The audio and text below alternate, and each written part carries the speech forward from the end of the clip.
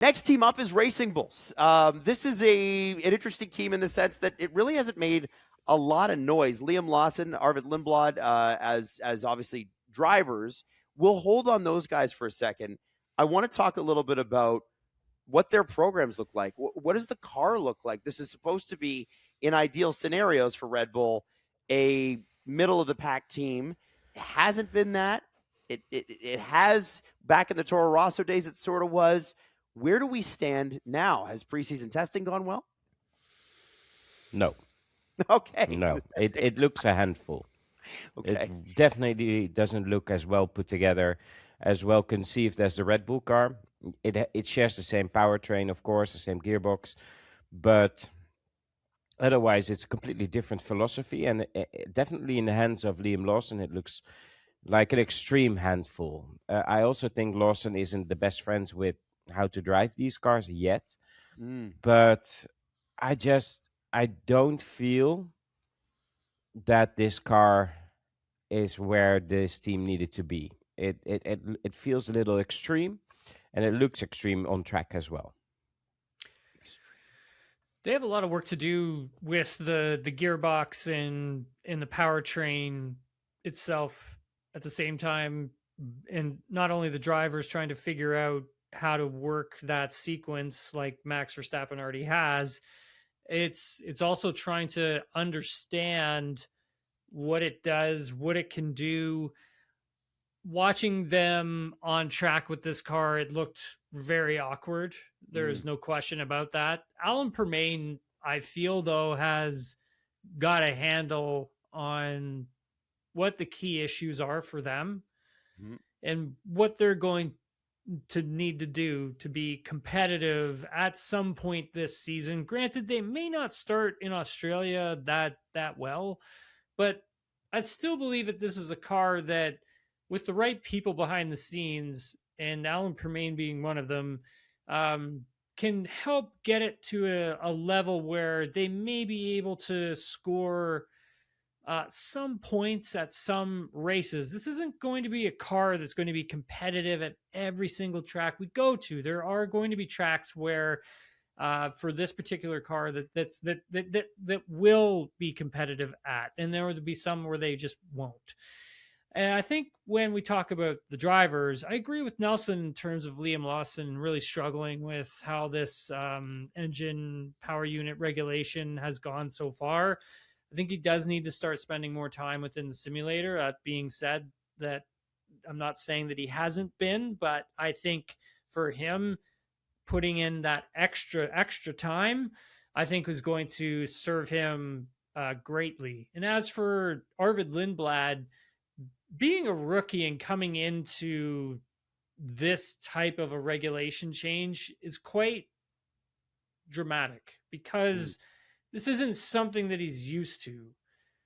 This isn't a Formula One that he is really going to know and understand straight out of the gate. You have to remember that he has been doing testing with this, with the Red Bull Racing family last season, and those were cars that are much different to what he's going to have to drive now. I think his development is going to be really fascinating to see play out, because I think when we talk about rookies and coming into this type of a regulation, who knows, maybe in 2027 we have more rookies, right? And if we do have more rookies, then we can always base it off of like, okay, well, how did Arvid Lindblad handle this type of regulation when he showed up in Formula One?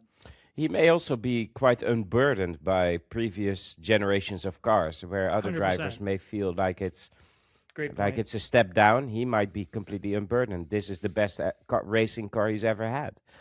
So in that respect, I think he may have an easier job than Liam Lawson, and he looked happier in Bahrain. He did. He also looked very solid. I just feel like if those two are to develop this car, it is going to be a tall order, because one doesn't seem really friends with the regulation, and the other is a very how do you say, underdeveloped rookie yet. There's so much more to come from him, but to do that in conjunction with developing the car, that's quite something. He's green, and so Liam Lawson. It's interesting.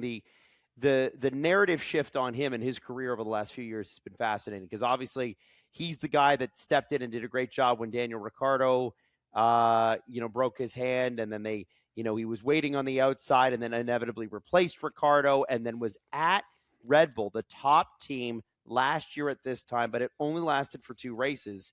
And there were some questions, not many, but some questions about whether or not he would continue or whether it would be Yuki Tsunoda that stayed with the team.